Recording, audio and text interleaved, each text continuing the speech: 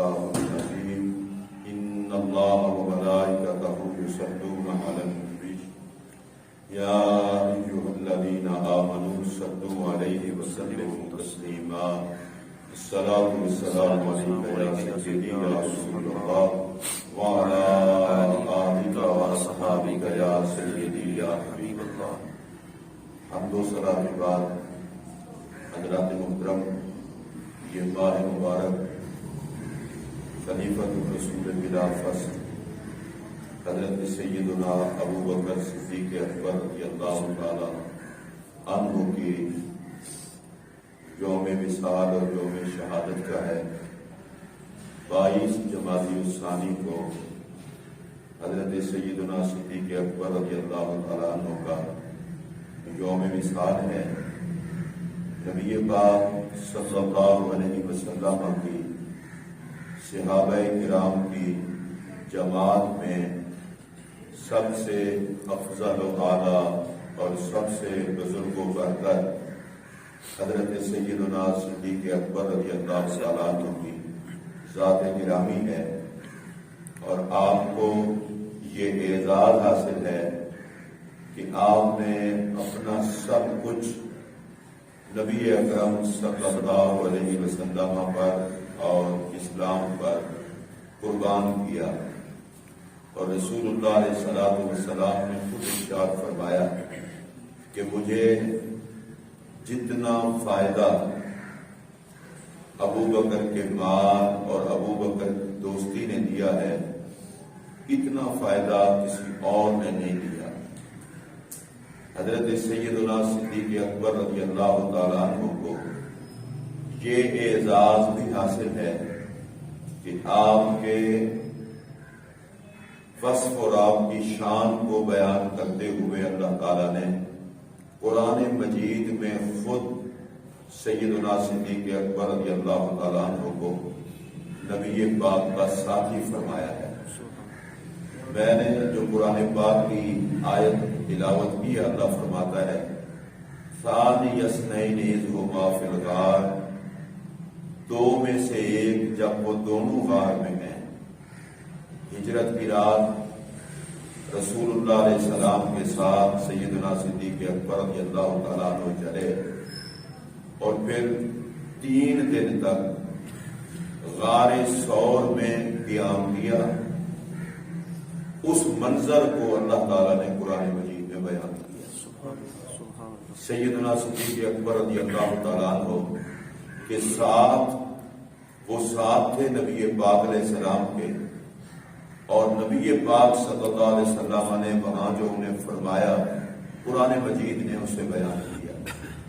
ہوا یوں کہ حضرت سیدنا صدیق اکبر رضی اللہ تعالیٰ عنہ جب غار تک پہنچے اور نبی پاک علیہ السلام کو کندھوں پر اٹھا کر لے کر گئے، اور اس کی حکمت میں یہ تھی کہ نبی پاک علیہ السلام کے مبارک پاؤں کو تکلیف نہ ہو. پتھروں اور پہاڑوں کا سفر اور کانٹے، تو آپ نے عرض کی یا رسول اللہ صلی اللہ علیہ وسلم آپ میرے کندھوں پر بیٹھ جائیں اور میں آپ کو اٹھا کر کے لے جاؤں. سبحان اللہ سبحان اللہ. یہ کیا اعزاز تھا جناب صدیق اکبر رضی اللہ تعالیٰ عنہ کا کہ نبی پاک ان کے کندھوں پر سوار تھے، اور وہ سرکار کے قدمین شریفین کو اپنے سینے پر لیے ہوئے سفر کر رہے تھے. جب غار تک پہنچے تو عرض کیا آقا آپ باہر ٹھہرے، میں اندر جاتا ہوں. پرانی غار ہے، اگر کوئی شے ہوئی تو مجھے تکلیف پہنچائے، آپ کو تکلیف نہ پہنچے. حضرت سیدنا صدیق اکبر رضی اللہ تعالیٰ عنہ نے غار کو صاف کیا، جہاں جہاں سوراخ تھے اپنی چادر جو اوڑھی ہوئی تھی چادر پھاڑ کے وہ سوراخ بند کیے کہ کوئی شاید باہر نہ نکلے. پھر سرکار دو عالم علیہ السلام کی خدمت میں گزارش کی کہ آپ اندر تشریف لے آئیں. سیدنا صدیق اکبر رضی اللہ تعالیٰ عنہ نبی پاک کو لے کر گئے، اور پھر عرض کیا آقا میں گود بچھا دیتا ہوں اور آپ میری گود میں آرام فرمائیں. سبحان اللہ سبحان اللہ. 2 سوراخ رہ گئے تھے تو ان میں اپنے پاؤں یعنی ایڑیاں رکھ دی کہ اگر کوئی موذی جانور کوئی شے انتظار میں ہو تو وہ مجھے تکلیف پہنچائے نبی پاک کی ذات نہ پہنچے۔ یہ وفا کا منظر تھا۔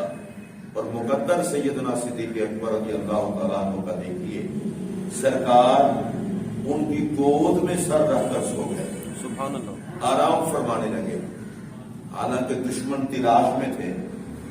ایسا جب موقع ہو تو پھر انسان خود بھی جاگتا ہے، اگر جو پہرے دار بھی جاگے فکر ہوتی ہے، لیکن اللہ کے نبی آرام سے سکون کے ساتھ حضرت سیدنا صدیق اکبر رضی اللہ تعالیٰ عنہ کی گود میں آرام فرمانے لگے۔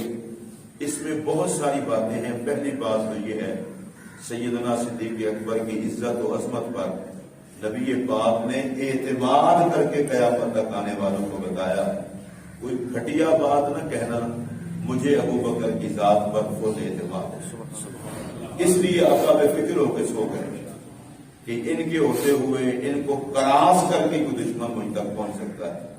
اور دوسری بات آپ سوچیں کس قدر پیار اور محبت ہے کہ نبی پاک کا سر ہو اور صدیق اکبر کی گود، سبحان اللہ، یہ اعزاز حضرت صدیق اکبر کو ملا۔ آقا آرام کر رہے تھے اور صدیق اکبر نبی پاک کے چہرے کی زیارت کر رہے تھے، اور یہ وہ اعزاز ہے جو اس وقت صرف اور صرف سیدنا صدیق اکبر کو حاصل تھا۔ بلا شرکت غیر، تنہا غار میں لے کر نبی پاک علیہ الصلوۃ والسلام کی زیارت کر رہے ہیں۔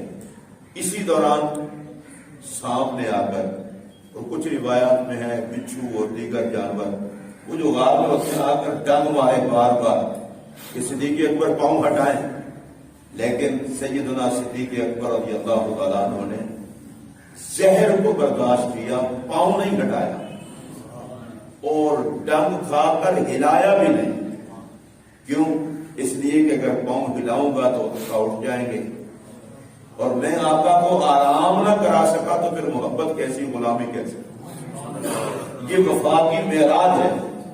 اور دوسری بات یہ بھی صدیق اکبر نے درس دیا کہ یاد رکھو ہماری جان سے زیادہ حضور کا آرام قیمتی ہے، جان بھی اگر قربان کرنی پڑے اور آقا کو آرام مل جائے تو یہ وفا ہے۔ آج ہم باتیں تو بہت کرتے ہیں سرکار دو عالم علیہ السلام کی محبت کے حوالے سے، لیکن ہماری عملی دنیا بہت کمزور ہے۔ اور یہ صحابہ کس درجے کو پہنچے ہوئے لوگ تھے۔ قرآن پاک کی جب یہ آیت نازل ہوئی کہ اگر ہم فرض کر دیں کہ اپنی جانوں کو قتل کرو، تو حضرت سیدنا صدیق اکبر رضی اللہ تعالیٰ عنہ نے عرض کی، یا رسول اللہ، اگر آپ مجھے کہیں تو میں اپنی تلوار سے اپنی گردن کاٹ دوں۔ مقابلے میں جا کے، جنگ میں جا کے شہید ہونا وہ تو اور بات ہے، وہ تو بندہ دشمن کے وار سے شہید ہوتا ہے، اس میں چانس ہوتا ہے بچ جانے کا بھی، کسی کو مارنے کا بھی۔ حضور یہاں تو مسئلہ ہی سیدھا ہے، آپ حکم فرما دیں میں تلوار سے اپنی گردن کاٹ کے رکھ دوں گا، اس لیے کہ ہمیں جان پیاری نہیں، ہمیں تو آپ کے فرمان پر قربان ہونا پیارا۔ یہ لوگ تھے رسول اللہ علیہ السلام کے صحابہ۔ گھٹیا قسم کے لوگ جب صحابہ کرام کے حوالے سے گھٹیا باتیں کرتے ہیں تو وہ ان کی اپنی پلیتی ہے۔ صحابہ کرام تو چنے ہوئے لوگ ہیں۔ اس سے بڑی بات کیا ہے کہ اللہ تعالیٰ نے دین کے پھیلانے کے لیے، حضور کا ساتھ دینے کے لیے جن کو چنا ان کو صحابہ کہتے ہیں۔ اور ان تمام چنے ہوئے لوگوں میں پہلے نمبر پر جناب صدیق اکبر کی ذات گرامی رضی اللہ تعالیٰ عنہ۔ اب ظاہر ہے جب سانپ نے ڈنگ شم مارے آپ نے پاؤں تو نہیں لایا۔ حضرت سیدنا فاروق اعظم رضی اللہ تعالیٰ عنہ، ان کے سامنے حضرت صدیق اکبر کا ذکر ہوا، آپ کی آنکھوں میں آنسو جاری ہو گئے اور رو کر کہتے ہیں کاش میری ساری زندگی کی نیکیاں ابو بکر لے لیتے اور مجھے 2 نیکیاں مجھے دے دیتے، ایک غار کی رات والی نیکی اور ایک سرکار کے وصال والے دن والی نیکی۔ اب یہ غار والی نیکی کا بڑا خاص مسئلہ تھا، اس لیے حضرت عمر بھی کہتے تھے اور پھر وہ نقشہ بیان کرتے کہ ڈنگ کھائے پر پاؤں نہ ہلایا، کیوں کہ رسول اللہ علیہ السلام کے آرام میں فرق نہ آئے۔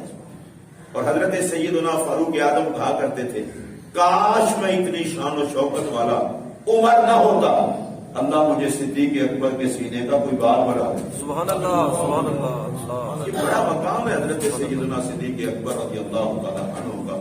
تو حضرت خود نبی پاک علیہ السلام نے ایک مرتبہ حضرت حسان ابن ثابت کو فرمایا رضی اللہ عنہ، یہ نبی پاک کے درباری ثنا خان ہیں، حضور کی صفت و ثنا کرتے تھے، نبی پاک علیہ السلام کے گستاخ کافر مشرک بکواسیں کرتے، تو ان کو یہ اعزاز حاصل ہے کہ سرکار کی موجودگی میں مسجد نبوی میں کھڑے ہو کر ان گستاخوں کو جواب دیتے تھے، اور نبی پاک علیہ السلام دعا کرتے تھے، یا اللہ میرے حسان کا معاون جبرائیل کو بنا دے۔ میرے پاک نبی کی عزت و عظمت کے لیے جو بندہ کوشش کرتا ہے، کاوش کرتا ہے، گستاخوں کو جواب دیتا ہے، اسے میرے آقا دعا دیتے ہیں۔ حضرت سعد رضی اللہ تعالیٰ عنہ نے احد کے موقع پر، غزوہ احد کے موقع پر نبی پاک کے سامنے کھڑے ہو کر دشمنوں پر تیر چلائے، حضور کا دفاع کر رہے تھے کہ کوئی تیر، کوئی حملہ آور حضور تک نہ پہنچے۔ سرکار حضرت سعد کو خود تیر دیتے تھے اور فرماتے تھے، ارمے یا سعد فدا کا ابی و امی، اے سعد تیر چلاؤ، تجھ پر مجھ محمد عربی کے ماں باپ کو رحم۔ سبحان اللہ۔ یہ کیسی دعا ہے، کائنات کا ہر مومن یہ چاہتا ہے کہ حضور پر میرے ماں باپ قربان ہوں۔ اور نبی پاک علیہ الصلوۃ والسلام وہ جو تیر چلا رہے تھے دفاع کے لیے، ان کو کہتے تھے، یہ لو سعد میرے دشمنوں پر تیر چلاؤ، تجھ پر مجھ محمد کے ماں باپ قربان ہوں۔ اس کا مطلب یہ ہے جو نبی پاک کی ناموس کے پہرے دار ہوتے ہیں، ان کو کسی کی پرواہ نہیں ہوتی، ان کے لیے دعائے مصطفیٰ کافی ہوتی ہے۔ اور یہ حضرت سعد کا اعزاز ہے، آپ نے 1000 تیر احد کے مقام پر چلایا اور 1000 مرتبہ میرے نبی نے یہی دعا تھا۔ یہ کتنا مقدر والے لوگ ہیں۔ تو یہ غار والی نیکی، نبی پاک علیہ السلام نے حضرت احسان کو کہا کہ میرے بارے میں تو تم کہتے ہی رہتے ہو، نعتیں بھی لکھتے ہو، مناقب بھی، یہ بتاؤ حل قلت فی ابی بکر شیئا، میرے ابو بکر کے بارے میں بھی کچھ کہا ہے؟ عرض کی یا رسول اللہ میں نے کہا ہے۔ فرمایا سناؤ، میں سننا چاہتا ہوں۔ تو حضرت سیدنا صدیق اکبر رضی اللہ عنہ کی منقبت خود نبی پاک نے سنی، اور انہوں نے جب شروع کی تو یہاں سے شروع کی، ثانی اثنین اذ ہما فی الغار المنیف، دو میں سے ایک جب دونوں غار میں تھے، وہی غار کا تذکرہ کیا۔ اور آپ کو پتہ ہے یار غار یہ نبی پاک علیہ السلام کے صدیق اکبر کا وصف ہے، اور آج بھی دنیا میں مشہور ہے، جو سب سے گہرا کسی کا دوست ہو اسے کہتے ہیں فلاں تو فلاں کا یار غار ہے۔ تو یہ گہرا دوست ہونا یہ بھی صدیق اکبر کا استعارہ بن گیا ہے۔ کوئی کسی کا گہرا دوست ہوگا، اور صدیق اکبر میرے پاک نبی کے گہرے دوست ہیں۔ وَقَدْ طَافَ الْعَدُوُّ بِهِ صَعَدَ الْجَبَلَ، اور جب دشمن پہاڑ کے چکر لگا رہے تھے، اور اگلے جملے پر سنیے، اگلا شعر کیا کہا، وَقَانَ حِبُّ رَسُولِ اللَّهِ قَدْ عَلِمُوا مِنَ الْبَرِيَّةِ لَمْ يَعْدِلْ بِهِ رَجُلًا۔ آپ نے کہا صدیق اکبر نبی پاک کے وہ عاشق تھے کہ دنیا میں ان کے برابر کا تھا ہی کوئی نہیں۔ بس یہ بات کہنا تھی، فتح کا رسول اللہ صلی اللہ علیہ وسلم سرکار فل خوش ہوئے، حتیٰ بدت نواجزو، یہاں تک کہ صحابہ کہتے ہیں ہم نے سرکار کے پچھلے پاک دانتوں کی زیارت کر۔ سبحان اللہ، سبحان اللہ، کتنا خوش ہوئے آقا۔ اور آپ کو پتہ ہے میرے آقا گفتگو فرماتے تھے تو منہ سے نور نکلتا تھا، اور جب فل مسکرائے ہوں گے تو نور کا عالم کیا ہوا۔ سبحان اللہ۔ اور نبی پاک علیہ السلام نے پھر صرف اتنا نہیں بلکہ سرکار نے فرمایا صدقت یا حسان، حسان تم نے سچ کہا ہے۔ عاشق سارے ہیں پر ابو بکر کا جواب کوئی نہیں ہے۔ اور پھر فرمایا وہ حسن تھا، اے حسان تم نے کمال کر دیا ہے، میں نے تمہیں شان ابو بکر سنانے کو کہا ہے تو تم نے بات ہی وہ سنائی ہے کہ مزہ آ گیا تمہارے سنانے کا، ہمارے سننے کا۔ تو جن کی عظمت کو سن کر، جن کی شان و شوکت کو سن کر میرے آقا خوش ہوتے ہیں، اس ذات کا نام سیدنا صدیق اکبر رضی اللہ عنہ۔ اور نبی پاک علیہ السلام نے اپنی امت کو حکم دیا کہ حب ابی بکر و شکر واجب علی امتی، فرمایا جو میرا امتی ہے اس پر فرض ہے میرے ابو بکر سے پیار بھی کرے، اس کا شکریہ ادا کرے۔ تو اب غار میں نبی پاک علیہ السلام صدیق اکبر کی گود میں آرام فرما رہے ہیں، اور جناب صدیق اکبر رضی اللہ تعالیٰ عنہ نے دیکھا کہ غار کے اوپر دشمن آ چکے ہیں۔ تو یہ پاک کی خدمت میں عرض کی، یا رسول اللہ وہ تو آ گئے ہیں غار پر، کہیں اندر نہ آ جائیں، آپ کو تکلیف نہ دیں۔ سرکار نے فرمایا لا تحزن، غم نہ کھا، ان اللہ معنا، بے شک اللہ ہمارے ساتھ ہے۔ یہ نظر جھکا کے ہمیں دیکھ ہی نہیں پائیں گے، غار کے ارد گرد پھرتے رہے۔ اللہ کی ذات حفاظت کرے تو کوئی کیا کر سکتا ہے۔ اللہ نے مکڑی کو حکم دیا کہ جالا بن دو، کبوتری کو حکم دیا کہ انڈے دے دو۔ اب جو بھی آتا غار کے اوپر دیکھتا وہ کہتا اگر اندر گئے ہوتے تو یہ جالا کیوں ہوتا ادھر، کبوتری کے انڈے کیوں ہوتے، پرانی غار ہے، پرانا جالا ہے، پرانے انڈے ہیں، چھوڑو ادھر ہے ہی کوئی نہیں۔ اللہ بڑا قادر ہے، وہ چاہے تو اپنے نبی کی عزت کا پہرا مکڑی کے جالے سے بھی دلوا دیتا ہے۔ اچھا دیکھیے وہ بات گھومتے رہے کسی کو نظر نہ آئے۔ یہاں پر ایک اور حدیث عرض کروں، بتائے صحابہ کرام کی حالت کیا تھی؟ سرکار جس راستے سے گزر جاتے تھے صحابہ کرام خوشبو سونگ کے حضور تک پہنچ جاتے تھے۔ سبحان اللہ، جدھر سے بھی میرے آقا گزرتے تھے وہ خوشبو سونگ کے آقا تک پہنچ جاتے تھے۔ اب آپ خود غور فرمائیں، صحابہ جہاں سے آقا گزر جاتے ان کو خوشبو آتی تھی، اور یہاں تو سرکار خود غار میں تھے اور گزرے بھی تھے، خوشبو تو تھی مگر بے ایمانوں میں سے کسی کو نہیں آئی۔ یہی تو مسئلہ ہے سمجھنے والا، آقا کی خوشبو ہوتی ہے، نظر ہر کسی کو نہیں آتی۔ میرے پاک نبی ہر مومن کے سینے میں موجود جلوہ گر ہیں، دل میں جلوہ گر ہیں، آقا کی جلوہ گری ہر کی جگہ پر ہے، پر جن لوگوں کی آنکھوں پر غفلت کے پردے ہوں ان کو نظر نہیں آتے۔ حضور کی امت میں تو ایسے لوگ بھی گزرے ہیں جو جب نگاہ جھکاتے تھے انہیں حضور کا دیدار ہو جاتا۔ سبحان اللہ، سبحان اللہ۔ سرکار کے ہونے میں شک نہیں ہوتا، کسی پر بے ایمانی کا پردہ ہوتا ہے، کسی پر غفلت کا پردہ ہوتا ہے۔ اندھے کو اگر سورج دکھائی نہ دے تو سورج کا انکار نہیں کیا جا سکتا۔ غفلت کے پردوں نے جسے اندھا کر رکھا ہو، یا بدعقیدگی نے جسے بے نور کر رکھا ہو، اسے نبی کے جلوے نظر آئیں جو نظر نہ آئیں، جو بکتا پھرے نبی کے عاشقوں کو تو پتا ہے حضور ہر جگہ ہے، نظر مقدم۔ جب سانپ نے ڈنگ مارا سیدنا صدیق اکبر نے پاؤں تو نہ ہلایا، لیکن آپ کو پتا ہے زہر دماغ کی طرف جاتا ہے، گیا تو بلا اختیار آنسو سیدنا صدیق اکبر کی آنکھ سے گرے اور سیدھے میرے پاک نبی کے رخسار پر ہے۔ سبحان اللہ، کیونکہ کاٹ رہے تھے نا حضور علیہ السلام کے چہرے کو اور گود میں لے کر بیٹھے تھے۔ نبی پاک علیہ السلام نے آنکھ مبارک کھولی، فرمایا مالا کا یا ابا بکر، ابو بکر خیریت ہے، رو کیوں رہے ہو، تمہاری آنکھ سے آنسو کیوں ہے؟ عرض کی لدغت تو یا رسول اللہ، حضور ڈس لیا گیا، سانپ نے ڈنگ لیا ہے۔ میرے پاک نبی نے بڑا کرم کیا، پہلا کرم نبی پاک علیہ السلام نے دعا پہ دہن لگایا، دوسرا کرم حضرت سیدنا صدیق اکبر کے جسم پر ہاتھ پھیرا۔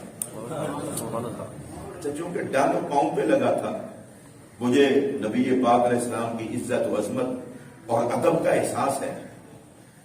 لعاب دہن تو چلو پاؤں پر لگایا ہوگا، ہاتھ صدیق اکبر کے سر پہ پھیرا ہو یا داڑھی مبارک پہ پھیرا ہو یا رخسار میں پھیرا ہو، مقدر تو دیکھیں صدیق اکبر کے۔ سبحان اللہ۔ بچہ رو رہا ہو تو ماں باپ بڑا پیار دیتے ہیں، کیوں روتے ہو بیٹا، چپ کر جاؤ۔ تو غار ثور میں نبی کی عزت پر پہرا دینے والے صدیق اکبر تھے، اور صدیق اکبر کو پیار کی تسلیاں دینے والے محمد عربی کریم۔ سبحان اللہ۔ سرکار نے لعاب دہن شریف لگایا، وہ زہر کا اثر ختم ہو گیا، آپ کو شفا ہو گئی، لیکن نبی پاک نے اس پیار کے ساتھ حضرت سیدنا صدیق اکبر رضی اللہ تعالیٰ کو کہ ان کے جسم پر ہاتھ پھیرا۔ اب میں اس لیے نہیں کہہ رہا پاؤں پر پھیرا کہ مجھے حضور علیہ السلام کا ادب ہے، جسم پر جہاں بھی پھیرا ہو، لیکن جس کو ہاتھ پھیر پھیر کے نبی پیار سے تسلیاں دے اسے صدیق اکبر۔ سبحان اللہ، سبحان اللہ، ماشاءاللہ۔ اب میرے پاک نبی کو جس ذات سے اتنا پیار ہو، کائنات میں بدبخت ہوگا وہ جو کلمہ پڑھنے کا دعویٰ کر کے اس سیدنا صدیق اکبر کے بارے میں گھٹیا رویہ رکھے۔ پھر حضرت سیدنا صدیق اکبر نے غار میں میرے پاک نبی سے گزارش کی، یا رسول اللہ پیاس لگی ہے۔ پتا تو سیدنا صدیق اکبر کو بھی تھا یا پانی ادھر نہیں ہے، لیکن ان کو پتا تھا پانی نہ بھی ہو تو نبی کے لیے پانی منگوانا کون سا مسئلہ ہے۔ اچھا میرے آقا نے بھی یہ نہیں فرمایا کہ کیسے آپ کہاں سے پانی پلاؤں، یہاں تو غار ہے، پتا تو ہے وہ، فرمایا نہیں چلے جاؤ غار کے منہ پر پانی پی کے آ جاؤ۔ حضرت سیدنا صدیق اکبر گئے تو غار کے منہ پر انہیں پانی میسر آ گیا، واپس آ کہنے لگے یا رسول اللہ صلی اللہ علیہ وسلم مزہ آ گیا ہے، دودھ سے سفید تھا، شہد سے میٹھا تھا اور برف سے ٹھنڈا تھا۔ اب یہ مکہ پاک سے غار ثور 3-4 میل کے فاصلے پر ایسا ہی، اور آپ دیکھیں وہاں تو پانی ٹھنڈا اور گرمی کے ماحول میں، اور پورا نقشہ کھینچا جناب صدیق اکبر نے، عرض کیا تھا دودھ سے سفید تھا، شہد سے میٹھا تھا، برف سے ٹھنڈا تھا۔ آقا یہ پانی مکے کا تو نہیں تھا، یہ پانی کہاں سے ہے؟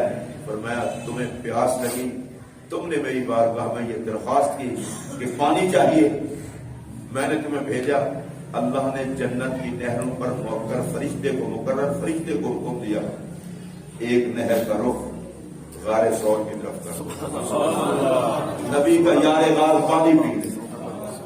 یہ جو تم نے پانی پیا ابو بکر، یہ مکے کا نہیں تھا، عرب کا نہیں تھا، یہ جنت کی نہر کا پانی تھا جو اللہ نے تجھے عطا فرمایا دنیا میں پی۔